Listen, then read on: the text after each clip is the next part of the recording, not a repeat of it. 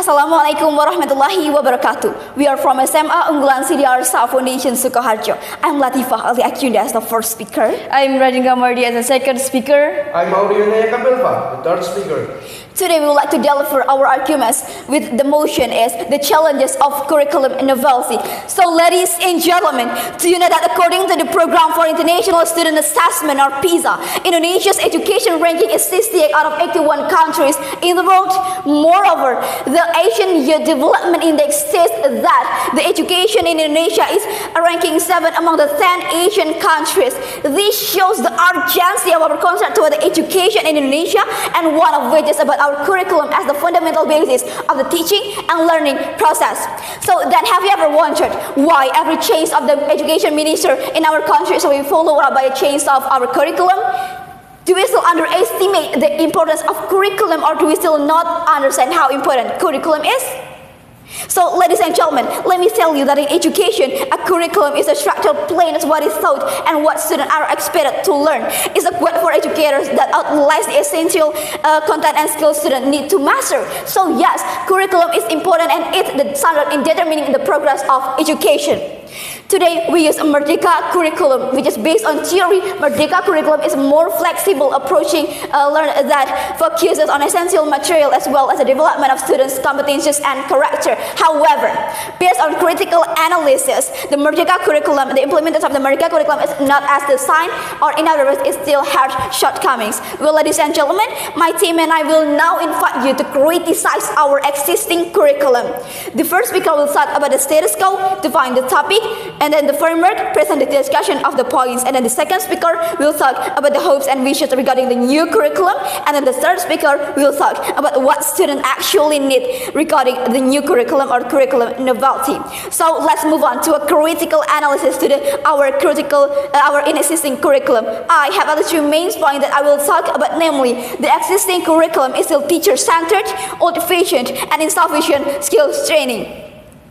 First is teacher-centered. It promotes a passive learning environment where students are limited to sitting and listening to the teachers without any engagement. And even such cases, teachers do not give students the opportunity to ask questions, collaborate, or apply in their own style. Based on the research conducted by the Sebelas University, students are more interested and motivated when they are given the opportunity to analyze, understand, and try the material out directly rather than just listening to the teacher explain in front of the class. So, by making learning student-centered, students learn how to actively solve problems, find solutions, think critically, and take the responsibility for their own learning. Even if you think that in the Merdeka curriculum has also added a student-teacher point, but today we are not just talking about the initial plans or theory, but we are talking or discussing about what actually really happens in real life. With teacher-centered learning, students tend to be passive, easily bored, not interested in learning, and even none of the knowledge they can receive and remember in the long run. So next, it is old-fashioned. Let's be honest, although our curriculum changes often, there is no significant change. I mean, like when we realize that the students have to learn too many subjects that are too old.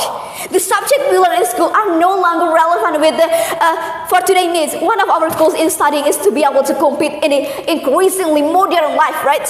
Some reliable sources mention that the countries like Australia, America, even Finland, which is the #1 education countries in the world, have already or have started teaching AI, coding, and digital learning that will be needed in the future. Meanwhile, students here are still struggling how to memorize every word in those thick books. That's why the existing curriculum is old-fashioned. Move. The third lack is insufficient skill training. A journal from Unisa says that the most Indonesian students are weak in soft skills such as presentation, and yes, it's true. I mean, like Indonesian students still struggle to present well and correctly. Students need to be guided to learn life skills, so they need the opportunity to develop the life skills that they will use in the future. How to communicate well, how to manage time well, how to manage finance well, and other how-tos. Even though some school has already the extracurricular activities, but there are no curriculum that provides students to develop their skills that will be needed or that will be used in the future. Last skill that will greatly help students succeed in the future. So let's think forward. The existing curriculum is not preparing students to be competitive in the future or in the real world. Ladies and gentlemen, 3 important shortcomings of the existing curriculum will create new problems for the future and of the students and the nation. Because of the existing shortcomings, student interest in learning will decrease. Students will study knowledge as a formality, not to improve themselves. Students will not be able to think critically, independently, and responsibly. And after graduation, students who do not have a good skill will not get jobs. So students and parents will think that the education is not important, and this is where the decline of the nation will begin. So Indonesia Mas 2045 will be impossible. So now let's move to the hopes and wishes that will be delivered by my second speaker. Well, ladies and gentlemen, this is not just an educational issue, it's a national emergency. If we fail to act now, we are not just creating an unemployable graduates, we are undermining Indonesia's future. The dream of Indonesia Mas 2045 will fade into a nightmare of missed potential. So, what do we really hope to solve the challenges of this new curriculum? Based on the first speaker, we state that Indonesia is still using the teacher-centered system. Therefore, it is necessary to revamp the transformation of the teacher-centered to the student-centered learning with a real implementation. So, one of the more effective ways of the implementation is experiential learning. Experiential learning is a method that focuses and centers on the experience that will be experienced and learned by students themselves. By involving the directly in the learning process, they will construct their own experience into a knowledge. In this case, the teacher does not act like a source of information, but only oversees the learning process, so that students will guide learning by using experience as a learning material. By applying this learning, it allows students to learn fulfilling all important aspects in the learning process, specifically the cognitive, affective, and emotional. The fulfillment of all important aspects in the learning process can then create a deeper understanding for the learners who do it. My first speaker also said that curriculum in Indonesia still uses the old-fashioned learning, which is still too traditional and rigid. So, it is no longer relevant for the modern education. Therefore, it is necessary to reduce non-essential subjects. To support this strategy, it can be done by integrating some overlapping subjects. For example, like sociology and history can be combined under them the integrated social studies. Next is reducing unnecessary material and adding material that is relevant for the future, such as mastery of technology, AI, coding, digital literacy, and it can also be done by reducing learning hour and interesting project learning. For example, a school in Finland that emphasizes the quality of learning rather than the quantity of the time in the school. It can also be done by reducing or changing from the rote memorization to the meaningful learning. This doesn't mean completely eliminating memorization, but passing it is a small part of the broader process, namely like a body understanding, thinking skill, and the ability to apply knowledge in the real life. The first speaker said that Indonesia has insufficient skills, which causes many graduates to have a difficulty getting a job. Therefore, this needs strategies to develop soft skills and how to effectively navigate student career, as well as trying to develop soft skills. We can start with the integrating career education early on, so that it can help students understanding their interests, talent, and career potential, so that it can be reduce confusion and wrong decision when choosing a major or profession. This can be supported by personalized learning and individualized career guidance, such as MBTI tests, Whole Coach, and Bigger Teacher, and also counselor training in career planning. Also conduct a school-to-work program that provides a real-world overview and builds connection between schoolism and employment needs. Meanwhile, to develop soft skills, we can use the skill-based learning. In this case, the curriculum will emphasize the soft skills such as communication, collaboration, and leadership, so as to eliminate selfish behavior and actively contribute to the discussion forum. However, it also needs to be balanced with the hard skills such as coding, digital literacy, design, and AI. It also necessary to include life skills and future skills, such as critical thinking, digital literacy, entrepreneurship, adaptability, and resilience, and also global awareness. Schools need to shift from merely academic grades to the developing whole students who are ready to think, work, and thrive in the real world. Skill development and career navigation should be structured, interest-based, and connected to the professional world. Okay, so I will continue as the third speaker. Okay, as we know, our country has a goal in 2045, which is Indonesia Emas, right? But are we sure it can be achieved? Look at our education, look at our curriculum. It's been changing over the last few years. Even the student and the teacher are getting overwhelmed. So let me ask you this. Are we sure we are targeting Indonesia Emas or we are targeting Indonesia Cemas? So what do we need? What do the student need? Aside from what Speaker 2 say, there are still more that we can add to our curriculum. Remember, curriculum is the roadmap designed to guide students in preparing for their future life. So this is what we need as students. 1. Soft skill. 2. Financial literacy. And 3. Career-oriented education. Let's talk about the first one, soft skill. Maybe for some people, soft skills are just a brief knowledge. But it's actually the crucial thing in our life. Reporting from the balanced career, soft skills are communication skills. A person's characteristic, inherent social intelligence, and the ability to adapt well in the life and the world of work. Unlike hard skills that are learned and trained, soft skills are more about emotion and insight in treating others. Simply put, soft skills are a complement to hard skills. There are many soft skills such as communication skills, time management, and decision making. Then how do we develop it? Developing our soft skills can be done to various ways. Start from attending courses to actively participating in social and organizational activities. Interaction with others is also important to sharpen communication and leadership skills.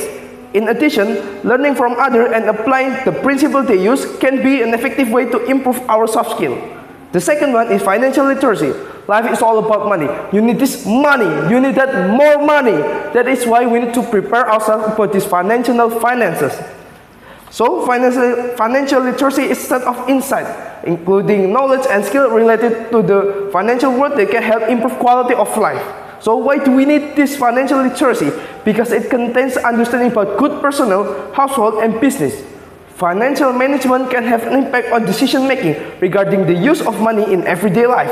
A good understanding of financial product can prevent us from various fraud schemes such as Ponzi scheme, fraudulent investment, and more. Despite its simplicity, financial literacy has tremendous benefits. 1. Serve as a long-term investment. 2. Being a reference in decision making. 3. Instill a sense of responsibility. And 4. Increase profit covers. So, financial literacy is not only about how to spend money more efficiently, more wisely, but learn how to earn extra income is also a part of it. Last but not least, career-oriented education. Imagine a world where education is not just theory, but also a direct bridge to a dream career. This is the essence of career-oriented learning. Just as a plant needs the right nutrients to thrive, we also need a purposeful education to develop our potential and achieve success. It's emphasized the development of skill, knowledge, and attitude needed to succeed in a particular profession while helping students build self-understanding and plan for their professional future. This is in contrast to general learning, where general learning aims to provide a broad knowledge base, while career-oriented learning emphasizes the development of specific skill and knowledge relevant to the world of work.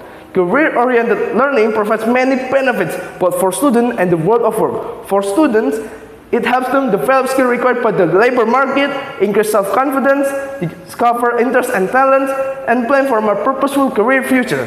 In other words, our life as students are more than just sitting down, taking notes, and memorizing the materials. But we also need to know about the things that we will face in our future life. So ladies and gentlemen, so here's the summary of our points. Indonesia's education system ranks 68 globally by PISA.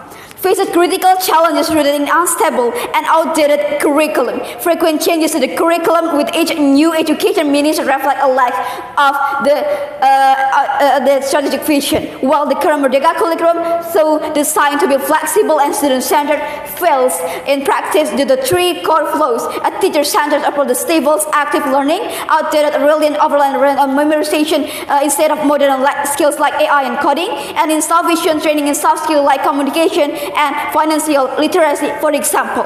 These shortcomings risk producing graduates unprepared for the workplace, eroding the trust in education, and derailing the Indonesia Emas 2045 vision. To reform, Indonesia must transition to the student-centered experiential learning, where teachers act as facilitators and students